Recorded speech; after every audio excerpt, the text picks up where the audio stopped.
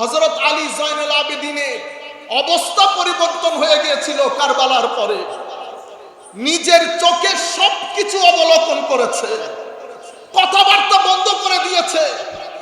একটা সময় এসেছে কাবা শরীফের পাশে নিজের মাথার উপরে শল দিয়ে, যেটাকে আপনারা শাল বলেন, সেই এশারের নামাজের পর থেকে আল্লাহর দরবারে ফরিয়াদ করছে, আল্লাহ পৃথিবীতে যত পানি তার চেয়ে আমার গুনাহ বেশি। আল্লাহ পৃথিবীতে তুমি যত গাছ বানিয়েছো তার চেয়ে আমার গুনাহ বেশি। আল্লাহ পৃথিবীতে যত খালি জায়গা পড়ে আছে তার চেয়ে আমার গুনাহ বেশি। ইনি এভাবে আল্লাহর দরবারে ফরিয়াদ করছেন, আর সেই কারবালার স্মৃতিকে অন্তরে ধারণ করে গগন বিদারী আওয়াজে ক্রন্দন করছিলেন। পাশে একটা বাবা বসা, উনি আল্লাহর দরবারে ফরিয়াদ করলেন, আল্লাহ বড় গুনাহগার বাচ্চা হবে, সে এশারের নামাজের পর থেকে কান্না করছে, মাওলা তাহাজ্জুদের টাইম শেষের দিকে, আল্লাহ তোমার দরবারে ফরিয়াদ করছি, তুমি এই বাচ্চাটাকে মাফ করে দাও আল্লাহ। এটা বলার পরে বাবা ওই বাচ্চার সামনে গেলেন, যেহেতু শল দিয়ে ঢাকা, দেখছেন না উনি আসলে কে। বলছেন, বাবা অনেক গুনাহগার মানুষ হবে, সেই এশারের পর থেকে কান্নাকাটি করছো, হয়েছে অনেক, আল্লাহ মাফ করে দিবেন, আমার আল্লাহ ক্ষমাশীল, আমার আল্লাহ দয়াশীল। এটা বলে বলছে, বাবা চেহারা থেকে শালটা তো একটু উঠাও, আমি দেখি তুমি কোন বাড়ির বাচ্চা। শাল তুলার দে বাবা হু করে আওয়াজ করে বেহুশ হয়ে পড়ে গেলেন। অতঃপর তাকে পানি দিয়ে হুঁশ আনা হলো। তখন আল্লাহর দরবারে বললেন, আল্লাহ এই ইমামদের যদি এই শান হয়, অর্থাৎ হুঁশে আসার পরে উনি দেখলেন উনি আর কেউ না, হযরতে আলী জয়নুল আবেদিন রাদিয়াল্লাহু তাআলা আনহু। এই আলী জয়নুল আবেদিনকে দেখে আবার আল্লাহর দরবারে হাত তুললেন, আল্লাহ এই ইমামদের শান যদি এই হয় তো আমরা কোন কোর্টে গিয়ে দাঁড়াবো মাওলা। এটা হযরত ইমাম জাফরুস সাদিক রাদিয়াল্লাহু তাআলা আনহু হযরত সাহাল তুস্তারিকে বলেছেন, সাহাল তুমি আমার জন্য একটু দোয়া করিও। হায় হায়, এদের এটাকে বলে মাকামে আবদিয়ত। মাকামে আবদিয়ত মানে আমি আল্লাহর বান্দা, আল্লাহর দাস। আবদিয়ত মানে আমার মালিক যেভাবে চান সেভাবে জীবনকে অতিবাহিত করা। সুফিয়ায়ে কেরাম এটার এক্সাম্পল দিচ্ছেন কিরকম, এগুলা বলতেও ভয় করে। কেন? হযরতে গৌসুল আজম বলেছেন, সুফিয়ায়ে কেরামের এই বড় বড় কথাগুলা বলার নাম তাসাউফ না, তসবিহ হাতে হাঁটার নাম তাসাউফ না, ক্রন্দন ক্রন্দন অবস্থায় কথা বলা তাসাউফ না। তো হুজুর তাসাউফ কিসের নাম? তাসাউফ ভিতর জগতের সবকিছু ভেঙে চুরে একাকার করে হুসাইনিয়ত প্রতিষ্ঠা করার নাম তাসাউফ। সম্মানিত উপস্থিতি, সুফিয়ায়ে কেরাম বলছেন, আপনি যখন মৃত ব্যক্তিকে গোসল দেন, মৃত ব্যক্তির কোনো পছন্দ অপছন্দ থাকে না। আপনি হাত তুলছেন, হাত নামাচ্ছেন, পা তুলছেন, পা নামাচ্ছেন, উনি কোনো লাইকিং ডিসলাইকিং শেয়ার করতে পারছেন না আপনার সাথে। তো আব্দ কাকে বলে? তো আব্দ হচ্ছে সেই ব্যক্তি যাকে আমার আল্লাহ যেভাবে রাখেন, যেই অবস্থায় রাখেন, প্রত্যেকটা অবস্থায় আল্লাহর দরবারে একটা মুস্কি হাসি দিয়ে বলেন আলহামদুলিল্লাহ। সেই কারণে মাকামে আবদিয়ত তাসাউফ জগতের মধ্যে অন্যতম একটা অবস্থানের নাম। আর মাকামে আবদিয়তে আসমানে উঠার জন্য সবচেয়ে বড় জিনিস যেটা, সেটাকে বলে মাকামে রেজা। মাকামে রেজা মানে আল্লাহ যে অবস্থায় রাখেন, আমি আপনাকে শুরুতেই বলে দিচ্ছি আলহামদুলিল্লাহ। তাহলে তো মাকামে রেজা, মাকামে রেজা মানে আমি আপনার সমস্ত হুকুমের উপর আমি মাওলা।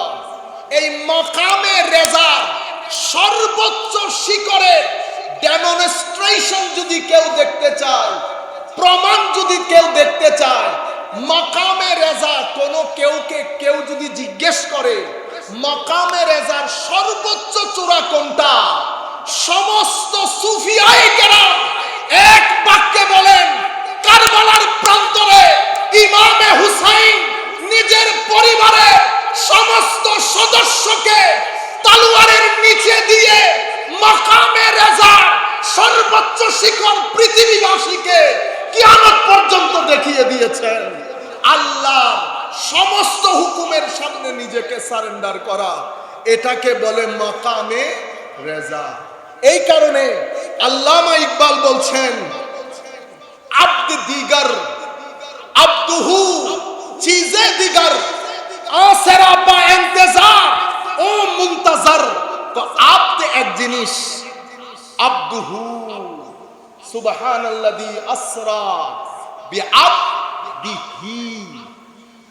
আব্দ এক জিনিস, বান্দা, আমিও বান্দা, আপনিও বান্দা, আমার হিন্দু ভাইও বান্দা, খ্রিস্টান ভাইও বান্দা, এগুলা বান্দা। আরেকটা হচ্ছে আমার বান্দা, আরেকটা কি আমার বান্দা। হায় হায়, এটা আরেক জিনিস। পার্থক্য কি? পার্থক্য হচ্ছে আব্দ সব সময় ইন্তেজারের মধ্যে থাকে, আব্দুহু তো এটার জন্য মালিক ইন্তেজার করেন। একজন মালিকের জন্য ইন্তেজার করেন, আরেকজনের জন্য মালিক ইন্তেজার করেন। তো যিনি মালিকের জন্য ইন্তেজার করেন তাদেরকে আব্দ বলে, আর যার জন্য মালিক ইন্তেজার করেন তাকে আব্দুহু বলে। আপনারা বুঝতে পেরেছেন সম্মানিত উপস্থিতি? তাহলে এই যে কোরআনের ইন্নাল্লাহা ইয়া'মুরু বিল আদল, হুকুম দিয়েছে কিসের? আদলের। আদল মানে জাস্টিস, সুবিচার। এরপরে কিসের? ইহসানের। এরপরে ওয়া ইতাইজিল কুরবা, দেওয়া। কি দেওয়া? টাকা পয়সা দেওয়া, পরামর্শ দেওয়া।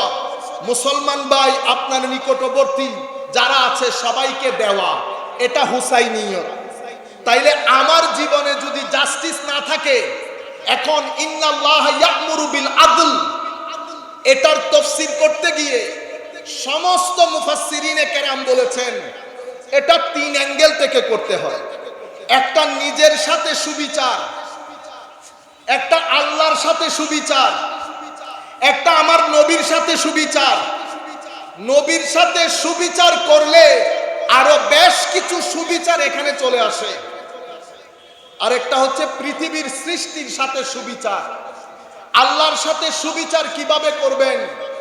আল্লাহকে মেনে নিয়ে। কেন? কারণ আমি আল্লাহর কাছে ঋণী। আপনারা ঋণী না? গতকালকে যেহেতু এই কথাগুলো বলেছি সেটা আজকে আর রিপিট না করি। অনেক মানুষ দেখছেন একই কথা রিপিট হলে ভালো লাগে না, অনেক জিনিস বলার আছে। আল্লাহর কাছে আমি ঋণী, আমার সন্তান যারা তাদেরকেও বুঝতে হবে তারও ঋণী। কেন? চোখ কিন্তু আল্লাহ দিয়েছেন, যেই চোখে আমি দেখি।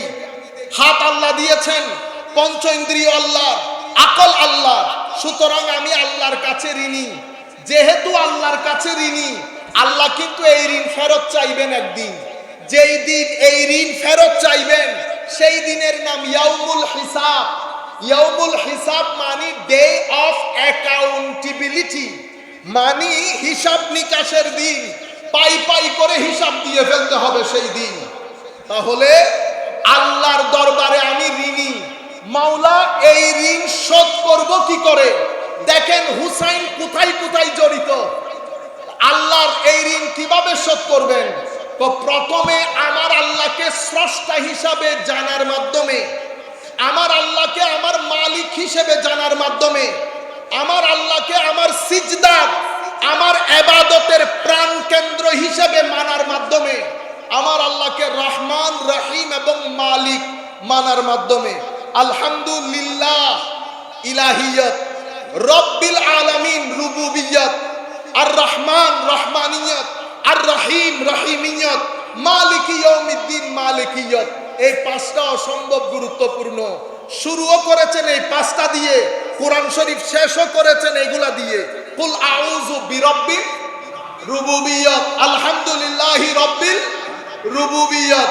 এরপরে কুল আউযু বিরাব্বিন নাস, মালিকিন নাস, মালিকি ইয়াউমিদ্দিন। এখানে কি বলেছে? মালিকিন নাস, ইলাহিন নাস। শুরুতে বলেছেন আলহামদুলিল্লাহ, শুরু করেছে ইলা দিয়ে, মানে গেট খুলেছে ইলা দিয়ে, গেট বন্ধ করেছে ইলা দিয়ে।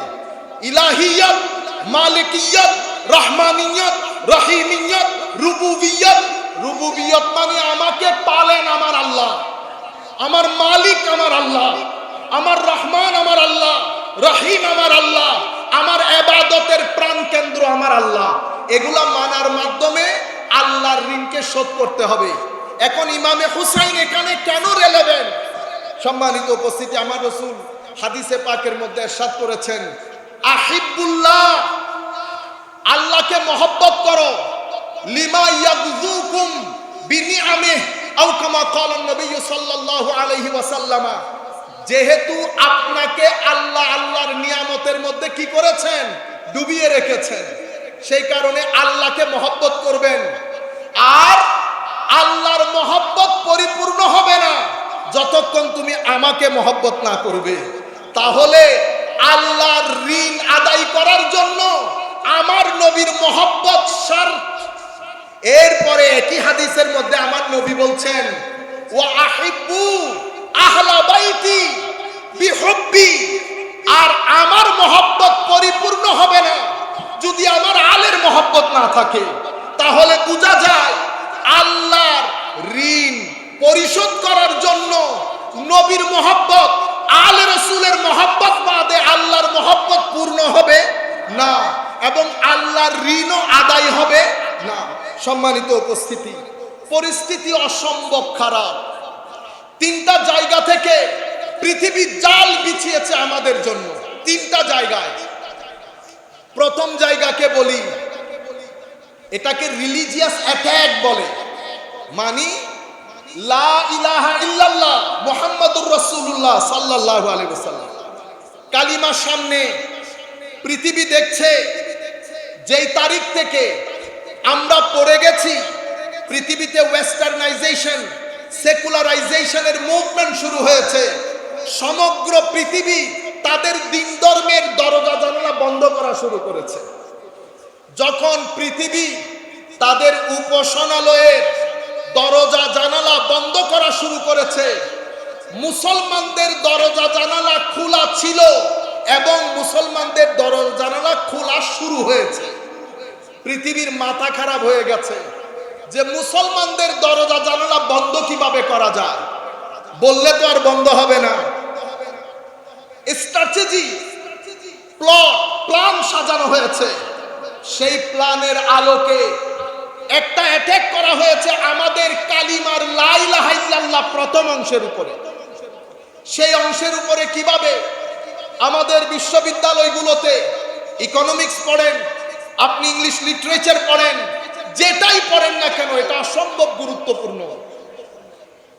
আপনার সন্তানদের মেরিটোরিয়াস স্টুডেন্টগুলো ইউনিভার্সিটিতে যাবে, প্ল্যানটা হয়েছে এমন, ইউনিভার্সিটিতে থেকে ফেরার পথে তার ঈমান যেন 70% নেমে আসে।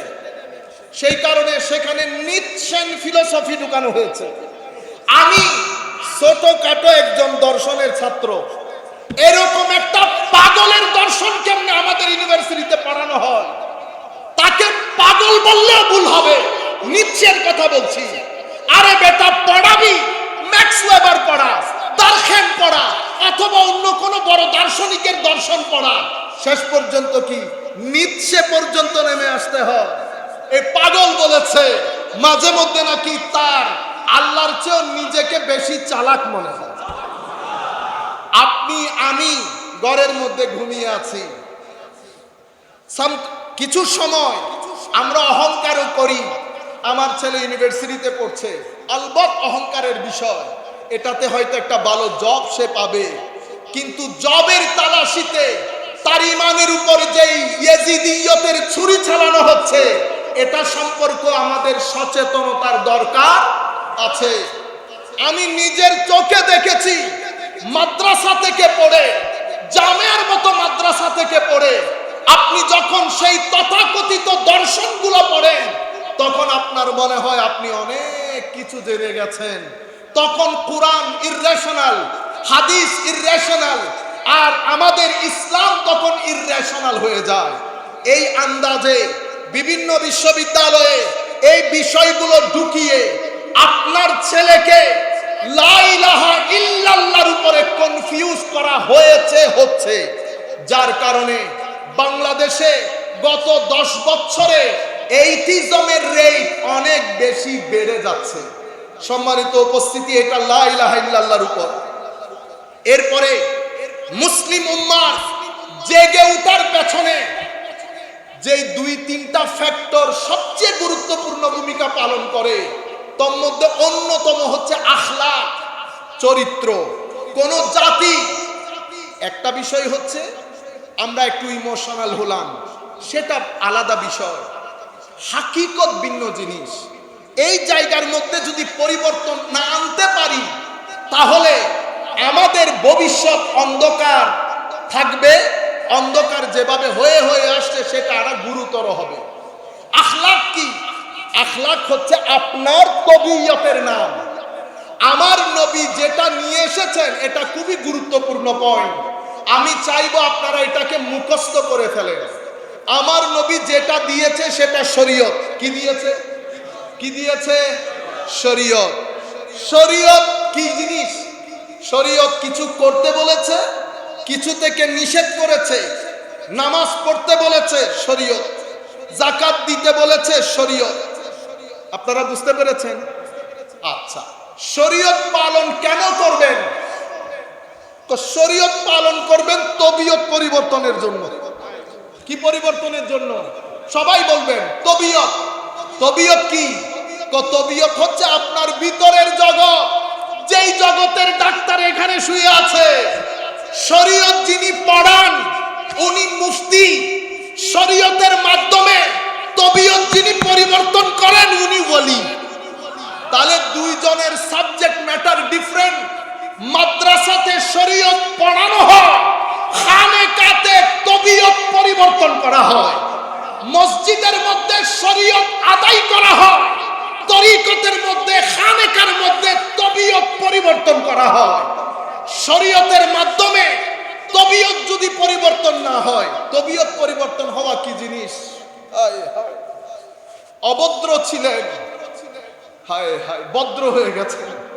মিথ্যা বলতেন, এখন আর মিথ্যা বলেন না। অহংকারী ছিলেন, এখন আর অহংকার নাই। হিংসুক ছিলেন, এখন আর হিংসা নাই। বখিল ছিলেন, কৃপণ ছিলেন, এখন উদার হয়ে গেছেন। এই যে চরিত্রের মধ্যে পরিবর্তন, আরো যদি আপনাদেরকে খুলে বলি, এটা গতকালকেও বলেছি, পৃথিবী ভালো আর মন্দের সংমিশ্রণ। মোবাইলের মধ্যে ভালো জিনিসও আছে, মন্দ জিনিসও আছে। আপনি যেখানেই যান, পৃথিবী ভালো আর মন্দের সংমিশ্রণ। আপনার তবিয়তের মধ্যে 2টি ডিভাইস দেওয়া হয়েছে। একটা ভালো জিনিসের এনার্জি গ্রহণ করে, এটা কল্ব বাতেন। আর একটা মন্দ জিনিসের নেগেটিভ এনার্জি ধারণ করে, এটা নফস। আপনারা বুঝতে পেরেছেন? তাইলে তবিয়ত পরিবর্তন মানে কি? তবিয়ত পরিবর্তন মানে হচ্ছে নফস থেকে নেগেটিভ এনার্জি বের করে কল্ব বাতেনের যে পজিটিভ এনার্জি, এটাকে ধারণ করে রাখার নাম তবিয়ত পরিবর্তন হওয়া। আর যদি আজকের মাহফিলের রেলেভেন্স অনুযায়ী বলি, তাইলে আপনার ভিতরে একটা হুসাইনিয়ত রাখা হয়েছে, আর একটা ইয়েজিদিয়ত রাখা হয়েছে। হুসাইনিয়ত কলবের নাম, হুসাইনিয়ত রূহের নাম, ইয়েজিদিয়ত নফসের নাম, ইয়েজিদিয়ত মিথ্যা বলার নাম, ইয়েজিদিয়ত অহংকারের নাম, ইয়েজিদিয়ত হিংসার নাম, ইয়েজিদিয়ত জুলুমের নাম, ইয়েজিদিয়ত রিশওয়াত নেওয়ার নাম, ইয়েজিদিয়ত রেপের নাম, ইয়েজিদিয়ত মানুষ পুড়ে মারার নাম, ইয়াজিদিয়্যত মাজার পুড়িয়ে দেওয়ার নাম, ইয়াজিদিয়্যত হযরতে ফারুকী সাহেবকে জবাই করে দেওয়ার নাম। এগুলো সব ইয়াজিদিয়্যত আপনার ভিতরে আছে। আরেকটা জায়গা হুসাইনিয়ত, এটা হচ্ছে নূর কলব বাতেন, যেটা আপনার ভিতরে রাখা হয়েছে। হুসাইনিয়ত চায় আপনাকে কুরবতে ইলাহির দিকে নিয়ে যেতে, ইয়াজিদিয়ত চায় আপনাকে শয়তানের দিকে নিয়ে যেতে। আজীব এক জিহাদ মানুষের ভিতরে চলতে থাকে, কখনো হুসাইনিয়ত, কখনো ইয়াজিদিয়ত। তো তবিয়ত পরিবর্তন মানি কি? তবিয়ত পরিবর্তন মানি আমার নবীর গাইডলাইন নিয়ে কোরআনের পানি, সুন্নতের পানি, আসহাবে রাসূলের মহব্বতের পানি, সর্বসাকুল্যে আলে রাসূলের মহব্বতে ফানা হয়ে গিয়ে ওই পানি দিয়ে কলব বাতেনকে দৌত করার নাম তবিয়ত পরিবর্তন হওয়া। সম্মানিত উপস্থিতি, শরীয়তের মাধ্যমে তবিয়ত যখন পরিবর্তন হয় তখন মানুষের আখলাকের মধ্যে একটা বিপ্লব তৈরি হয়, সেটা পৃথিবীবাসী জানে।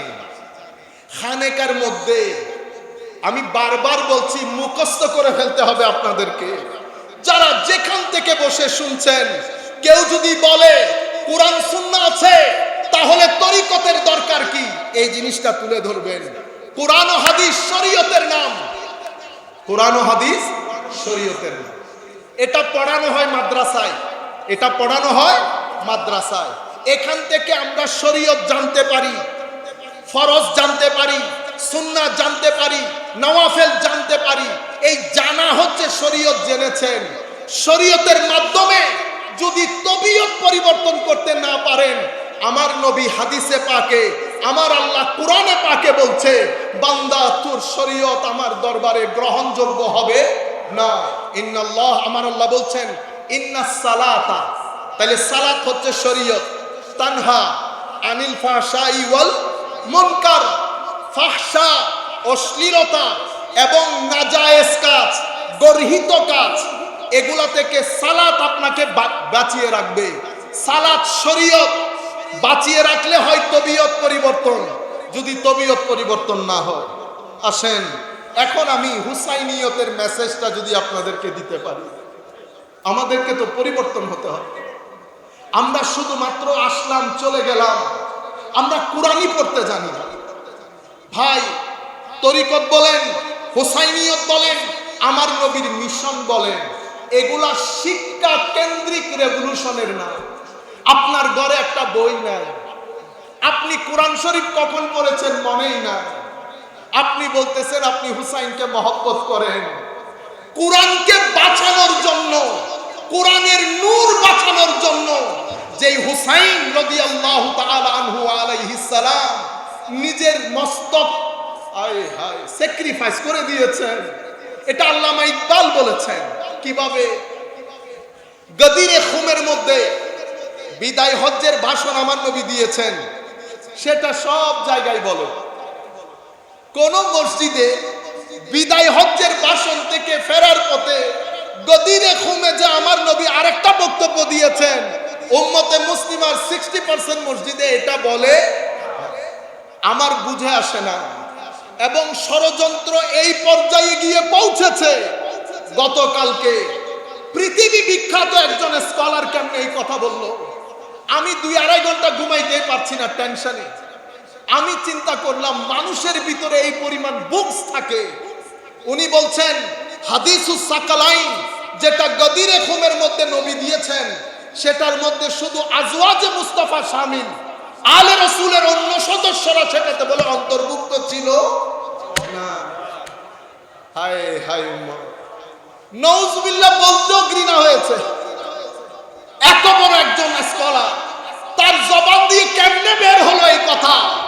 রুয়ে জমিনের মধ্যে যতগুলো আমি এসে এই কথা বলার পরে আমার কাছে এই মোবাইলের মধ্যে মিনিমাম 10-15টা তাফসীরের কিতাব আছে। আমি প্রত্যেকটা তাফসীর পড়েছি শুধু দেখার জন্য কেউ এই কথার উপর জোর দিয়েছে কিনা। কোন মুফাসসির রেওয়ায়েতগুলো এনেছে, আর ইমামে রাজি তো সমুদ্র বইয়ে দিয়েছে। ইমাম রাজি বলেছে ইন্নামা ইউরিদুল্লাহু লিইয়ুযহিবা আনকুমুর রিজসা আহলাল বাইত ওয়া ইউতাহহিরাকুম তাতহীরা। তো এই আয়াত থেকে খারেজিরা শুধুমাত্র আজওয়াজে রাসূলকে বলে, এখানে শুধু আজওয়াজে রাসূলের কথা বলা হয়েছে, মানে আমার নবীর স্ত্রীগণের কথা বলা হয়েছে। এখানে হাসান হুসাইন, হযরত আলী, ফাতেমা এখানে অন্তর্ভুক্ত। তো হযরতে ইমাম রাজি বলছেন এরা খারেজি, মুরাদ নেই, আজওয়াজ বাদ দিয়ে দিয়েছে। হযরত ইমাম রাজি বলছেন এদেরকে বলা হয় শিয়া। আহলুস সুন্নাতে ওয়াল জামা কারা? আহলুস সুন্নাহ ওয়াল জামা বলেন এখানে আজওয়াজও শামিল, আমার নবীর আলে বাইতের সবাই শামিল।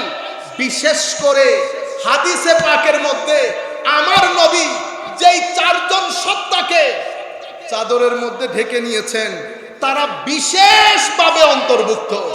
এটাকে ডিসক্রিশন আর ডিসক্রিমিনেশনারি ল বলে, বিশেষভাবে অন্তর্ভুক্ত আমার নবীর মাধ্যমে। আর আয়াত সেটাকে স্পষ্ট করে দিয়েছে। আমার সামনাসামনি হলে বলার সুযোগ থাকতো, যদি শুধু আজওয়াজে রাসূল হয়, আমরাও জানি, পৃথিবীবাসী জানেন এই আয়াতগুলো ধারাবাহিকভাবে আমার নবীর স্ত্রীগণের জন্যই নাজিল হয়েছে। কিন্তু প্রত্যেক আয়াতের মধ্যে ইয়া আইয়ুহান নবী,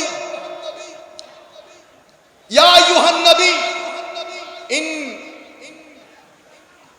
আয়াতের মধ্যে ইয়া আইয়ুহান নবী বলে আমার আল্লাহ নবীর স্ত্রীগণকে অ্যাড্রেস করেছেন, করে বলেছেন আপনি এদেরকে জিজ্ঞেস করেন ইনারা কি দুনিয়া চায় কিনা।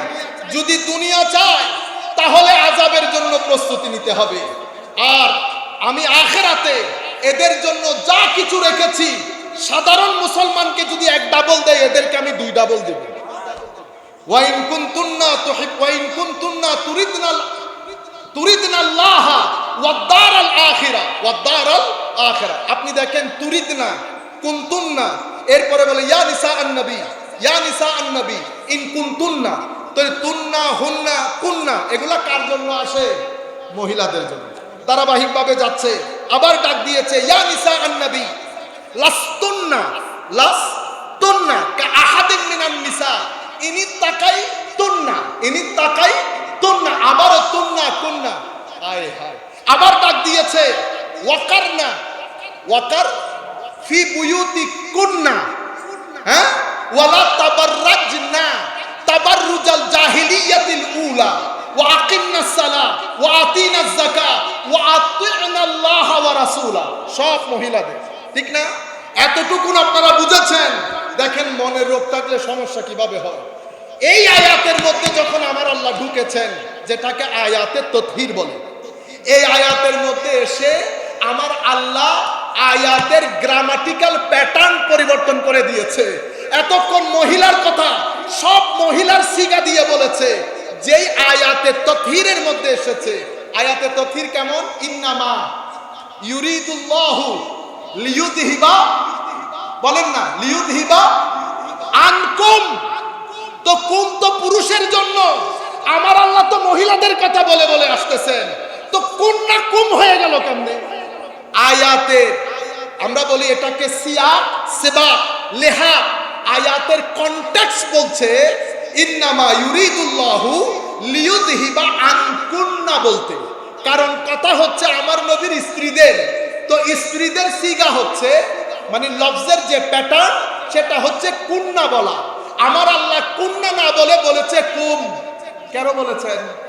এখন যদি শুধু স্ত্রী হয়, তো কোন এথিস্ট যদি জিজ্ঞেস করে আপনি যে বলেছেন শুধু স্ত্রী, তো স্ত্রীর জন্য তো কুন্না হওয়ার কথা, এখানে কুম হলো কেমনে?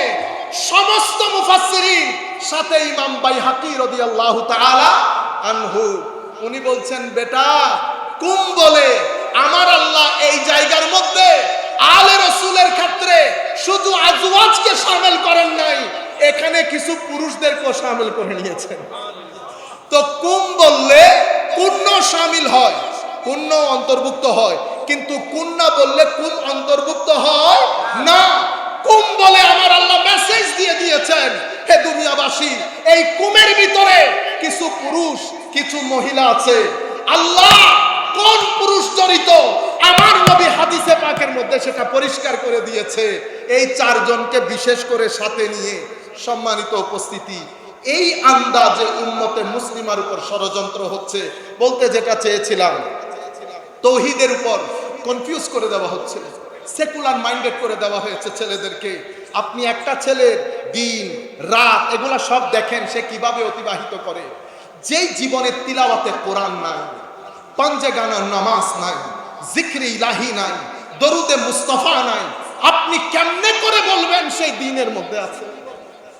আপনি তাহাজ্জুদ পড়েন, ফাবিহা, সুন্দর কথা, কিন্তু আমার সন্তান তাহাজ্জুদ দূরের কথা, পাঞ্জে গানা দূরের কথা, জুমার দিন একটার সময় গিয়ে 3টা সিজদা দিয়ে চলে আসেছে। এটা যদি এই প্রজন্মের অবস্থা হয়, 100 বছর পরে যেই প্রজন্ম আসবে তার অবস্থা কোথায় গিয়ে দাঁড়াবে? সুতরাং আমরা যারা দাওয়াতি কাজ করি, আমি বিনয়ের সাথে বলবো, পড়েন, অতঃপর পড়েন, অতঃপর পড়েন, ফিলোসফি পড়েন, দর্শন পড়েন, ছেলেদের মাইন্ডসেট বোঝার চেষ্টা করেন, সাইকোলজি পড়েন। আমি গতকালকেও বলেছি, অর্থনীতিবিদদের দৃষ্টিতে এই সময়টাকে বলে এইজ অফ প্রোডাক্টিভিটি, যেখানে মনোবিজ্ঞানীরা বলছেন এটা হচ্ছে age of anxiety, age of anxiety. অথচ আমরা যেই জগতে বসবাস করছি, হুজুর কি যোগাযোগ, এখানে কিছু হয়ে গেলে 2 মিনিটে আমেরিকায় খবর চলে যায়, এটাকে হাইপার কানেক্টিভিটি বলে। অথচ গবেষকরা বলছেন এই প্রজন্ম পৃথিবীর সবচেয়ে একাকী প্রজন্ম, the most loneliest nation in the history. এখন আমরা তাদেরকে রক্ষা করব, কিভাবে রক্ষা করব সেই কথাগুলো আপনাদেরকে কিছুক্ষণের মধ্যে বলে শেষ করে দিচ্ছি। তাইলে তৌহিদে আঘাত পড়ছে, ছেলেদের ইমান নড়ে বড়ে হচ্ছে, ইমান নড়ে বড়ে হচ্ছে। এরপরে আমরা যখন বক্তব্য দিতে আসি, আমাদের বক্তব্যগুলো অনলাইনে যায়, এগুলা নিয়ে হাসি তামাশা হয়। এগুলা এইটিজম প্রচারে, সেকুলারিজমের জনপ্রিয়তার ক্ষেত্রে কি পরিমাণ ভূমিকা রাখে আপনি কল্পনাও করতে পারবেন না। আপনারা বুঝতে পেরেছেন। সংক্ষিপ্তভাবে এটা এখানে রাখি। এরপরে দ্বিতীয় অংশ মুহাম্মদুর রাসূলুল্লাহ সাল্লাল্লাহু আলাইহি ওয়াসাল্লাম। এখন এই অংশের জন্য তারা প্ল্যান বানিয়েছে যে উম্মতে মুসলিমার শুধুমাত্র ঈমানটা রাখবে, যোগটা কেড়ে নিবে, যোগটা কেড়ে নিবে। যোগটা কেড়ে নিতে হলে কি করতে হবে? তো মুহাম্মদকে সাল্লাল্লাহু আলাইহি ওয়াসাল্লাম একেবারে সাধারণ মানুষের কাতারে এনে দাঁড় করিয়ে দিতে হবে। সেবা কিভাবে?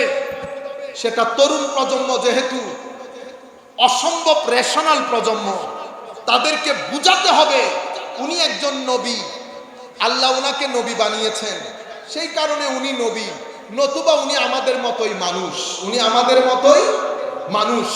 বুঝতে পেরেছেন? এই হচ্ছে মূল মেসেজ। এই মেসেজটাকে জনপ্রিয় করার জন্য বড় বড় বক্তা ভাড়া করা হয়েছে। তারা তাদের জবানগুলো ইস্তেমাল করে। কি বলে? আবে হালা আলী, আবে হালা আলী, আলী মদ খেয়েছেন, ইন্না লিল্লাহি ওয়া ইন্না ইলাইহি রাজিউন। কোন দুষ্ট বিধর্মী ইহুদি বললে ভালো লাগে, মুসলমানের সন্তান তখন আবার মাথায় আসে, আরে এজিদ, এই বাহিনী তো আমার নবীর পবিত্র দৌহিত্রের গলায় ছুরি চালিয়েছে। যারা গলায় ছুরি বসাতে পারে তারা হ্যান কথাও বলতে পারে। এরপরে জবানগুলা দেখেন, আপনারা ভালো করে জানেন, আমি ওই জায়গায় ঢুকতে চাচ্ছি না। এই জবানগুলোর মাধ্যমে আমার নবীর ব্যাপারে শব্দ চয়নের যে গায়রত, সেটা খতম করে দিয়েছে। যার যা মন চায় বলা শুরু করেছে। উনি পড়তে জানেন না, উনি লিখতে জানেন না, উনি এই, উনি সেই, উনি এটা জানেন না। না জানতে না জানতে সাধারণ মানুষ, দুশে গুণে মানুষ, শুধুমাত্র টার্গেট একটা, সাধারণ মানুষের কাতারে এনে দাঁড় করানো, যাতে 50 বছর আগত পরে আগত প্রজন্ম যেন উনাকে আমাদের মতোই মনে করে। এখান থেকে যোগ বের করা হয়েছে, জজবা বের করা হয়েছে। যেই জজবার কারণে ফারুক আজম, উসমানে গনি, আবু বকর, উমররা আমার নবীর থুতু মুবারক মুখে বুকে লাগিয়েছে। এই যোগ পরিপূর্ণরূপে খতম করে দেওয়া হয়েছে। এরপরে দ্বিতীয় যেটা করেছে সেটা এই যোগ শিক্ষা দেওয়া হয় খানেকা থেকে। এই যোগের শিক্ষা কোথায় দেওয়া হয়? খানেকা থেকে। যেহেতু খানেকা থেকে দেওয়া হয়, তো খানেকার বিরুদ্ধে গত 50 বছরে একটা প্রপাগান্ডা তৈরি করা হয়েছে, ওয়ান পয়েন্ট এজেন্ডা। এরা সব ভণ্ড, এরা সব ভণ্ড। এর মধ্যে আমাদের কিছু কৃতকর্ম আমি আপনাদেরকে বলবো। আমি হযরতে গৌসে মাঝভান্ডারীকে সামনে রেখে বলছি, আমার কারো কোনো ভয় নাই। হুজুর খুশি থাকলে আমার জন্য যথেষ্ট। এই পর্যন্ত কেউ প্রতিবন্ধকতা সৃষ্টি করতে পারে না। আমার নবী, নবীর আল যতদিন খুশি থাকবে, দুনিয়া থেকে চলে যাব, সমুদ্রের মতো তরঙ্গ সৃষ্টি করবে এই মেসেজ, এটা মারা যাবে না। ফতোয়া নিয়ে ডুবে যাবেন, এই আওয়াজ লাখো তরুণের অন্তরের মধ্যে রেভলিউশন তৈরি করবে ইনশাআল্লাহ। সম্মানিত উপস্থিতি, আমাদের কিছু কৃতকর্ম। আমি মুরিদ, আমার এলাকার মসজিদে নামাজ পড়ি না। আমি মুরিদ, সূরা ফাতিহা পড়তে জানি না ভাই। আমি মুরিদ, আমি আমার এলাকার মধ্যে ভালো মানুষ হিসেবে পরিচিত না। সব কিছু মিলে প্রপাগান্ডার মধ্যে এগুলো আইটেম হয়েছে। অথচ সব মুরিদকে এরকম 10 জনকে প্রপাগান্ডার আইটেম করা হয়েছে, 90 জনকে ডিসরিগার্ড করা হয়েছে। হে আমার যুবক তরুণ প্রজন্ম, রুয়ে জমিনের মধ্যে তরিকতপন্থীরা যেই পরিমাণ মানুষকে সহযোগিতা করে, সেই পরিমাণ কোন রাজা বাদশারাও করে না। যেই পরিমাণ ক্ষুধার্ত এখানে এসে খাদ্য আহরণ করে, কোন রাজা বাদশার দরবারেও যায় না সেই শতটুকু মানুষ। কিন্তু এগুলাকে ডিসরিগার্ড করা হয়েছে, এদের খেদমতকে ডিসরিগার্ড করা হয়েছে। শাহজালাল ইয়ামানি রাদিয়াল্লাহু তাআলা আনহু এই যে ড্যাগের মধ্যে হাত দিয়েছে, এটা ড্যাগের হাত না, এটা এই ষড়যন্ত্রের একটা অংশ। আপনারা বুঝতে পেরেছেন? সম্মানিত উপস্থিতি, আমি আপনাদেরকে বলছি, উর্সকে প্রপাগান্ডার আইটেম করবেন না। তরিকত তাসাউফকে আপনারা যারা যেই দরবারের সাথে সংশ্লিষ্ট, দরবারকে প্রপাগান্ডার আইটেম করবেন না।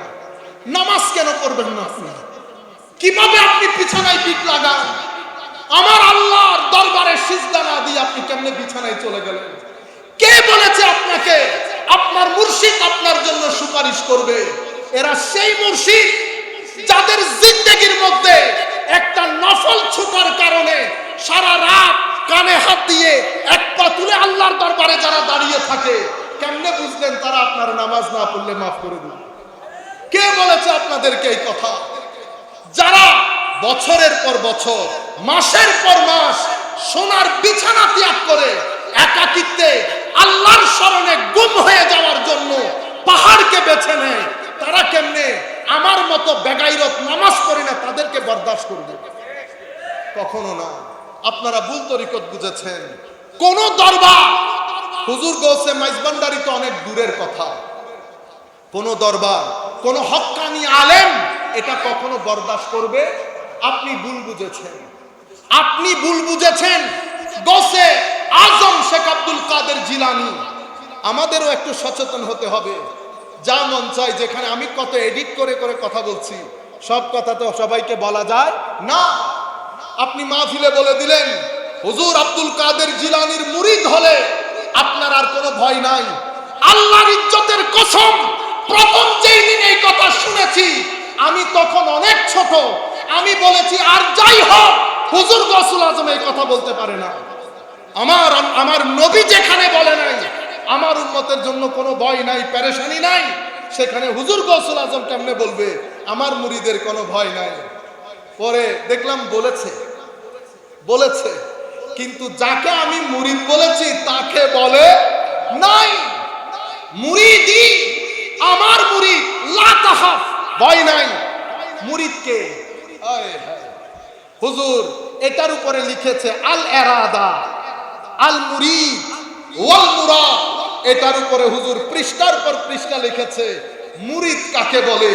এক কথাই যদি বলি তো মুরিদ সেই ব্যক্তির নাম যেই ব্যক্তি নিজের চাওয়া পাওয়াকে ছেড়ে দিয়ে আল্লাহর চাওয়া পাওয়ার মধ্যে নিজেকে ফানা করে বাকার স্তরে পৌঁছে গেছে, তাকে মুরিদ বলে। আমি কোন মুরিদের তালে আছি? সুতরাং বক্তা, আমি নিজেকে বলছি সাবধান হও জবান ইউজ করতে, কারণ আপনার এই বক্তব্যটা রং জায়গায় নিয়ে মানুষকে বোঝানো হয়েছে, হে মানুষ দেখো এদের বক্তব্য, এদের মুরিদের বলে কোনো ভয় নাই। কেন বলছি? আমাকে এই কথা ইন্ডিয়ান এক ছেলে দেওবন্দের, অনেকক্ষণ কথা হয়েছে, শেষ উনি আমাকে বলছেন, দেওবন্দের অনেক বড় আলেম, আমরা তো ছোটখাটো লোক, আমাকে বলতেছে হুজুর তাইলে একটা কথা বলেন, মুরিদি লা তাখাফ আল্লাহ, এটার ব্যাপারে আপনার অভিমত কি? তা আমি বললাম অভিমত দেব পরে, আপনি আগে বলেন এই কথা আপনি কোথায় পড়েছেন? তো আমি শুনেছি। তা আপনি তো বড় জুলুম করেছেন আমার গৌসের উপরে। তো কেমনে? আল্লাহ উনি যেই কিতাবে পড়েছেন অন্তত ওই কিতাবটা পড়ে আসতেন, ওই কিতাবটা পড়ে আসতেন, তারে কি আর বলতে পারছি? আপনি সুন্নি হলেন বলতাম সুন্নিদের পড়তে হয় না, সুন্নিদের পড়তে হয়, একদম পড়িয়েন না, কোনো দরকার নাই। কারণ আপনার আমার জন্য তো আমার নবী দাঁড়িয়ে আছেন সুপারিশ করার জন্য। নিজের নাতিকে তলোয়ারের নিচে দিয়ে দিয়েছে, আর আপনি নামাজ না পড়লে আমার নবী ওখানে দাঁড়িয়ে আছে আপনার সুপারিশের জন্য। সৈয়দনা আসগর, সৈয়দনা আকবরকে তলোয়ারের নিচে দিয়ে দিয়েছে, ফারুক আজম জিন্দেগি দিয়ে দিলেন, ওসমানে গনি জিন্দেগি দিয়ে দিলেন, আলী কাররামাল্লাহু ওয়াজহাহুল কারীম জিন্দেগি দিয়ে দিলেন, ইমামে হাসান জিন্দেগি দিলেন। আপনি কেমনে চিন্তা করলেন নামাজ না পড়ে আপনি গুড়গুড়িয়ে বেহেশতে ঢুকে যাবেন? হে যুবক, আপনাকে ভুল বোঝানো হয়েছে। আমার নবী শাফাত অবশ্যই করবেন, আমরা গরিবদের জন্য করবেন, কিন্তু আমি এরকম বেগাইরত হয়ে আমার নবীর সামনে কেমনে দাঁড়াবো? এরকম বেগাইরত হয়ে আমার নবীর সামনে কবরের মধ্যে মুখ কেমনে দেখাবো? আমার নবীর দরবারে সাহাবী আসলেন, বলতেছেন ইয়া রাসূলুল্লাহ কি করলে বেহেশতে যাবে? আমার নবী বললেন লা ইলাহা ইল্লাল্লাহ মুহাম্মাদুর রাসূলুল্লাহ, সালাত, যাকাত, সওম, হজ, আর কিছু আছে? কোনাই। ইয়া রাসূলুল্লাহ কথা দিলাম বেশিও করব না কমও করব না, তবে এই জিনিসটাকে ছাড়ব না। বেচারা হাসি আনন্দে দরবার থেকে চলে যাচ্ছে, আমার নবী আনন্দে দেখাচ্ছে, হে মানুষ দেখো জান্নাতি, দেখো এই জান্নাতিকে দেখো, সেই ব্যক্তি জান্নাতি। এখন আপনি নামাজ নাই, দোয়া নাই, হজ নাই, যাকাত নাই, ঘুষ নেন, রিশওয়াত নেন, গালাগালি করেন, অশ্লীলতা করেন, এত কিছুর পরেও আল্লাহ যে জমিনের মধ্যে আমাদেরকে থাকতে দিয়েছেন লাখ সিজদা আল্লাহর দরবারে। সুপারিশ, শাফাআত এত সহজ বিষয় না। যদি সহজ বিষয় হইতো ইমামে হুসাইন কারবালার প্রান্তরে যেত না। সম্মানিত উপস্থিতি, এই আইটেম দিয়ে মুহাম্মদুর রাসূলুল্লাহ সাল্লাল্লাহু আলাইহি ওয়াসাল্লামের পরে তরিকত এবং তাসাউফের পুরা দরবারগুলোকে এই প্রজন্মের কাছে ভণ্ড বলে প্রতিষ্ঠিত করে দিয়েছে, ভণ্ড বলে প্রতিষ্ঠিত করে দিয়েছে। এখন এই জায়গায় আঘাত আমাদেরকে হানতে হবে, কারণ আমরা এই জায়গার জন্য দায়ী। সুতরাং প্রত্যেক যুবক আজকের পর থেকে আমরা বেনামাজি থাকব না। সূরা ফাতিহা শিখবেন, কোরআন কেমনে পড়ে শিখবেন, তিলাওয়াতে কোরআন ছাড়া যেন কোনো দিন না যায়। আপনার কথা কি বলবো, আমি নিজেও পড়ি না। হায় হায়, এমন জমানা এসেছে, এমন জমানা এসেছে। তাসাউফের কিতাব, আমি সুফি, জিন্দেগিতে একটা তাসাউফের কিতাব পড়ি নাই। আমার গৌসুল আজমের মনে কষ্ট লাগবে না, আমি এত কষ্ট করে কিতাব লিখে গেলাম। সাধারণ মানুষ দূরের কথা, তো আমরা যারা বক্তব্য দিই, আমিও জীবনে পড়ি নাই, তারে বলছি আপনি এত কথা আমাকে যে বলতেছেন, যেই কিতাবের মধ্যে উনি মুরিদি লা তাখাফ আল্লাহ বলেছেন, সেই কিতাবের মধ্যে উনি মুরিদের সংজ্ঞাও দিয়েছেন। আপনি মুরিদের সংজ্ঞাটা পড়ে নেন, তো আপনি আমাকে দেখান। আমার কাছে এখানে ছিল বই, আমি বললাম পড়ে দেখেন। আল মুরিদ ওয়াল মুরাদ, মান হুয়াল মুরিদ ওয়া মা হুয়াল মুরাদ ওয়াল মুরিদ, মুরিদ কাকে বলে, মুরাদ কাকে বলে। উনি যখন পড়েছেন উনি বলছেন ইন্না লিল্লাহি ওয়া ইন্না ইলাইহি রাজিউন। আমি দুঃখ প্রকাশ করছি, কিন্তু আপনাদের বুঝানিত ভুল। আপনি যখন মুরিদি লা তাখাফ আল্লাহ বলেন, তখন যদি মুরিদ কাকে বলে এটাও বুঝিয়ে দিতেন, আমার মধ্যে এই ধরনের দুর্দশা পয়দা হইতো না। আখলাক, এই তিন জায়গা থেকে ষড়যন্ত্রটা হয়েছে। হয়ে আমাদের আখলাক, টিভি নাটকগুলো দেখেন। এই 10 বছরের মধ্যে টিভি নাটকগুলো অশ্লীলতার সমস্ত হদ ক্রস করে ফেলছে। কারণ বিশ্ব তাকিয়ে আছে তরুণ প্রজন্ম যেন কোনোভাবেই খানেকামুখী হইতে না পারে। খানেকাগুলো বন্ধ করে দাও। খানেকা বন্ধ করার জন্য আমাদের এখানে আরেকটা কনসেপ্ট দেওয়া হয়েছে, তাবলীগে দ্বীন। তাবলীগে দ্বীন এটা কোথায় হয়? এটা মসজিদে। একই জিনিস, উনি যাহা করেন ইনিও তাহা করেন। ফারাক শুধু এতটুকু, একজন শুধু আয়াত বলেন, আরেকজন মুখে আয়াত পড়েন, সিনা দিয়ে আয়াতের নূর ট্রান্সফার করেন। একটা হচ্ছে কোরআন। আমার নবী গদিরে খুমের মধ্যে বলেছে, কিতাব আল্লাহ ফিহিল হুদা ওয়াল নূর। কোরআনের মধ্যে কি কি আছে? কোরআনের মধ্যে হেদায়েত আছে, কোরআনের মধ্যে নূর আছে। এখন নূর কি এমনি বের করতে পারবেন? কোরআনের নূর কি বের করতে পারবেন? কোরআন কি কম মানুষে পড়ে? হায় হায়, কোরআন সবাই পড়ে। কোরআনের নূর সবার অন্তরে যায় না। কোরআনের নূর কার অন্তরে যায়? আমার নবী বলছেন, ওয়া আলু বাইতি। একটা কোরআন আর একটা নূরে কোরআন। একটা কোরআন আর একটা নূরে কোরআন, দুটি জিনিস রেখে যাচ্ছি। কোরআন থেকে কোরআন পড়বা, আলে রাসূলের সিনা থেকে কোরআনের নূর নিবা। দুইটা যখন একসাথে হবে হেদায়েত হবে। দুইটা যখন একসাথে হবে হেদায়েত হবে। তুমি পথভ্রষ্ট হবে না। শুধু কোরআন নূরহীন, নূর এবং কোরআন প্লাস হেদায়েত। হেদায়েত হলে আপনি পথভ্রষ্টতা থেকে বেঁচে যাবেন। সেই নূর বিতরণের জন্য আউলিয়ায়ে কেরাম যেখানে গিয়েছেন খানেকা খুলেছেন। খানেকা হচ্ছে নূরে কোরআন বিতরণকারী, মাদ্রাসা হচ্ছে কোরআন বিতরণকারী। এক জায়গা থেকে কোরআন শিখবেন, আরেক জায়গা থেকে নূর নিবেন। কোরআন এবং নূর যখন একসাথে হবে হুসাইনিয়ত হবে। এটা ছাড়া ইয়াজিদিয়তের দিকে যাবেন। ইয়াজিদিয়তের মধ্যে তিলাওয়াত ছিল, নূর ছিল না। হুসাইনিয়তের ওই তাবুর মধ্যে তিলাওয়াতও ছিল, নূরও ছিল। আল্লাহ রাব্বুল আলামিন আমাদের হামি ও নাসের হোক। 20 মিনিটের জন্য দাঁড়িয়েছিলাম, অনেক সময় চলে গেছে। আর না, আমি এমনিতে 20 মিনিট বলবো খেয়াল করেছি। আমি আমার বক্তব্যগুলো ইনশাআল্লাহ ধারাবাহিকভাবে আপনারা পাবেন। আল্লাহ আমাদের হামি ও নাসের হোক। মওলাই করিম আমাদেরকে কবুল করুক। আমরা যে কথাগুলো বলেছি দলন আমরা ধারণ করার চেষ্টা করি। কোরআন পড়বেন, দরুদ পড়বেন, নতুবা মানসিক অশান্তি থেকে বাঁচতে পারবেন না। ওমা আলাইনাল বালাগুল মুবিন। আসসালামু আলাইকুম ওয়া রাহমাতুল্লাহি তাআলা ওয়া বারাকাতুহু।